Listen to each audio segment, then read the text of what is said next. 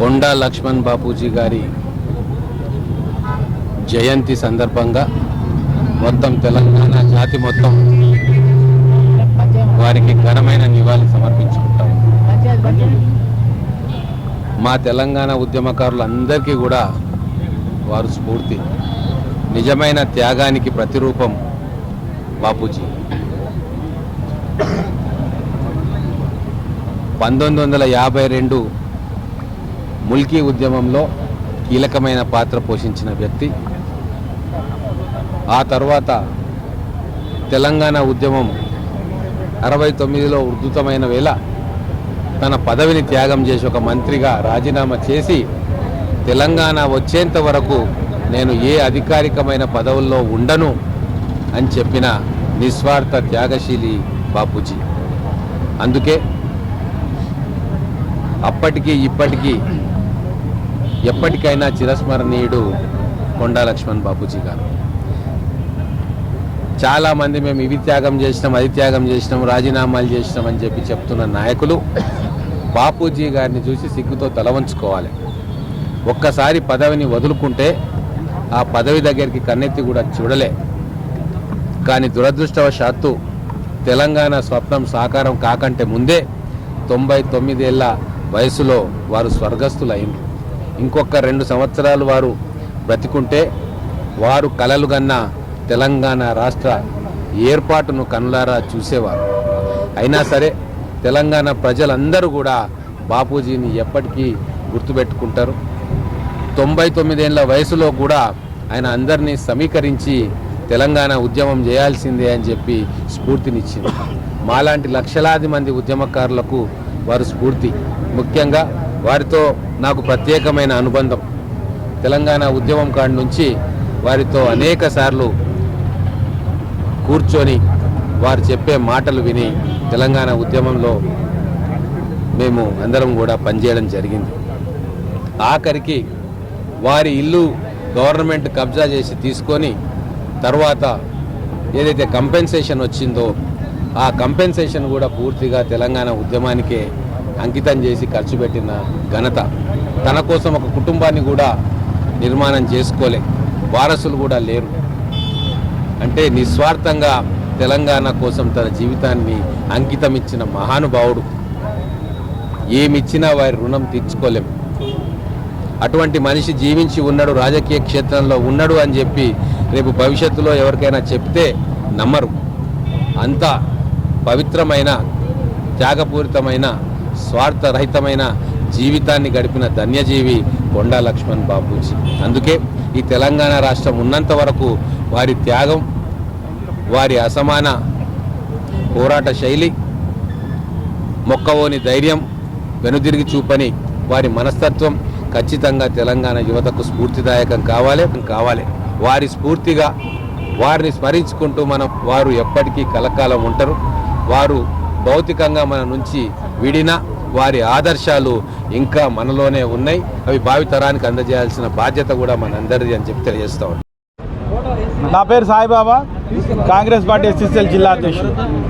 ఈరోజు కొండా లక్ష్మణ్ బాపూజీ గారి జయంతిని మహబూబ్నగర్లో జరుపుకోవడం చాలా ఆనందంగా ఉంది. ఎందుకంటే స్వతంత్ర ఉద్యమంలో పాల్గొని దేశానికి స్వతంత్రం తేవడంలో జరిగింది.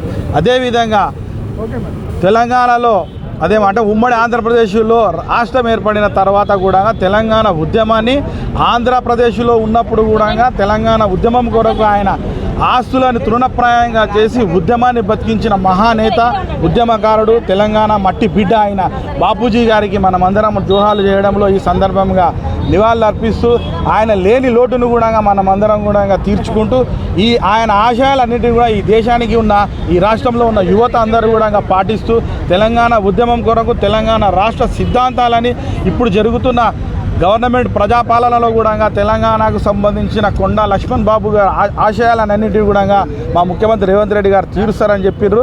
అదేవిధంగా తెలంగాణ రాష్ట్రంలో కూడా బడుగు బలహీన వర్గాల కొరకు ఆయన చేసిన పోరాటం కూడా వర్ణనాతీతమైనది.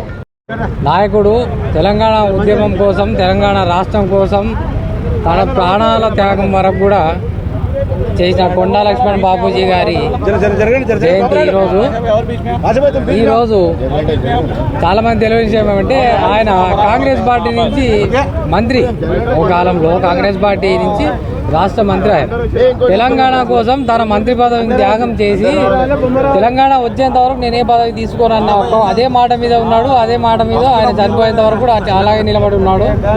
ఆయన ఆశయాలను కొనసాగిస్తూ మనం తెలంగాణ అభివృద్ధి వైపుగా ప్రయాణం చేయాలని చెప్పేసి నా ఉద్దేశం. ఇది మనం ఆయనకి ఇచ్చే నిజమైన నివాళులు.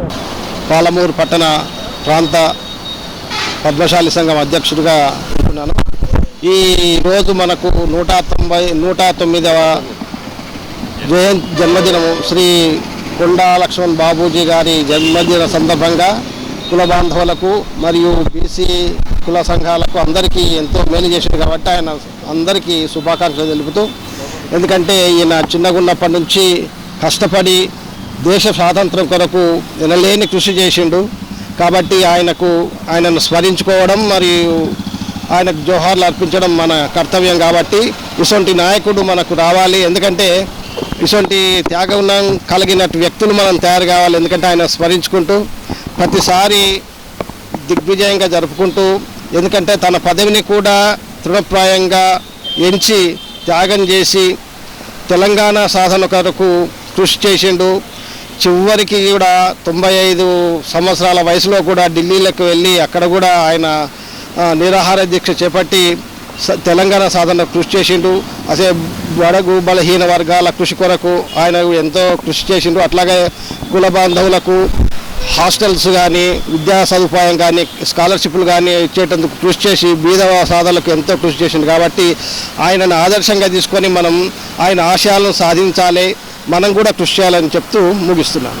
నాడు కొండా లక్ష్మణ బాపూజీ 109వ జయంతిని ఈ విధంగా నిర్వహించుకోవడము తెలంగాణ ప్రాంత పద్మశాలి సంఘం నాయకులకు, కేవలం పద్మశాలికే కాదు తెలంగాణ ప్రజలందరికీ కూడాను ఇది గర్వకారణంగా మనం భావిస్తున్నాం.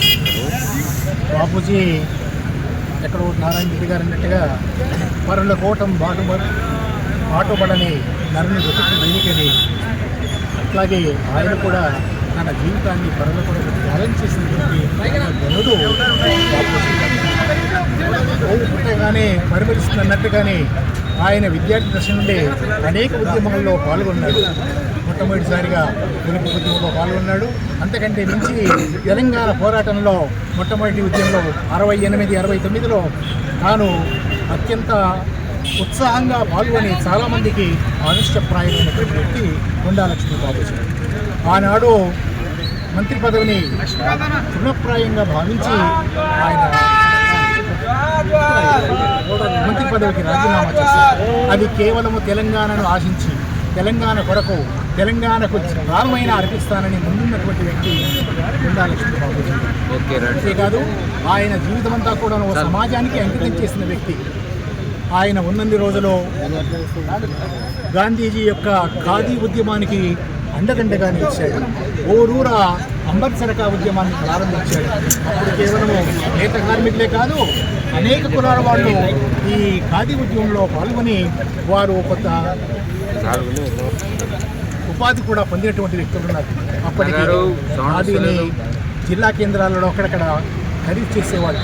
ఈ విధంగా ఆయన ఖాదీ ఉద్యమంలో నిరంతరంగా పాటుపడమే కాకుండా గ్రామీణులని అత్యధికంగా చైతన్యవంతులుగా మార్చడానికి సమాజం యొక్క అభివృద్ధి తన ధ్యేయంగా మార్చుకున్నటువంటి మహనీయుడు కొండా లక్ష్మణ్ బాపూజీ గారు. ఆయన తన నివాసాన్ని కేవలం తెలంగాణ కొరకు తెలంగాణ కార్యాలయాన్ని స్థాపించడం కొరకు త్యాగం చేసినటువంటి మహనీయుడు. అంతేకాదు తాను ఢిల్లీలో తెలంగాణ కొరకు నిరాహార దీక్ష వహిస్తున్నప్పుడు 95 సంవత్సరాల వయసులో ఆయన ఎముకల కొరికే చలిలో ఆయన నిరాహార దీక్ష తీసి తన దీక్ష పటిమను చాటుకున్న మహనీయుడు కొండా లక్ష్మణ్ బాపూజీ గారు. వారికి ఏ విధంగా మనం నివాళులు అర్పించినా నిస్వార్థ సేవాపరాయణుడు కనుక అతనికి ఎంత నివాళులు అర్పించినా, ఎంత సేవ చేసినా, ఎంత కొనియాడినా ఇంకా కొరతగానే భావిస్తున్నారు. ఆయన తెలంగాణ సాకారమైన తర్వాత ఇది చూడలేకపోయాడు కనుక అదంతా మన దోషంగా భావిస్తూ ఉన్నారు.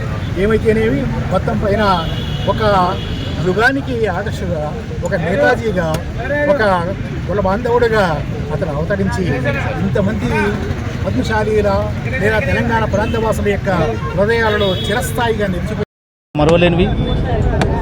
తెలంగాణ ఉద్యమంలో కీలక పాత్ర పోషించి 96 సంవత్సరాల వయసులో కూడా ఢిల్లీలో జంతర్ మంతర్ వద్ద దీక్ష చేసి ఆ రోజు తెలంగాణ ఉద్యమంలో ఎలా ముందుకెళ్ళడానికి ఒక సాంకేతంగా నిలిచిన మహా వ్యక్తి కొండా లక్ష్మణ్ బాపూజీ గారు.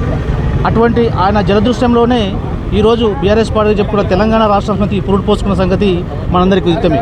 అలాంటి మహానుభావుని ఆశయాలలో తెలంగాణ సిద్ధించింది. తెలంగాణ సిద్ధించిన తర్వాత ఇప్పుడు జరుగుతున్న బీసీలపై జరుగుతున్నటువంటి రాజ్యాధికారం కొరకు ఏవైతే చేస్తున్న పోరాటంలో ఆ మహానుభావుని పాత్ర ఎనలేంది. అతను కానుకుంటే ఈరోజు తెలంగాణ ఇంకా ఎంతో ముందుకు వెళ్ళేది. ఆ మహానుభావుని సేవలో ఈరోజు మనందరం ముందుకెళ్ళాల్సిన ఆవశ్యకత ఎంతనే ఉంది. సహకార రంగానికి దేశవ్యాప్తంగా పేరు తెచ్చిన మొట్టమొదటి వ్యక్తి మన కొండా లక్ష్మణ్ బాపూజీ. అటువంటి మహానుభావుని జన్మదిన సందర్భంగా ఈరోజు మనం నివాళులు అర్పించుకోవడం నిజంగా అదృష్టంగా భావిస్తున్నాం.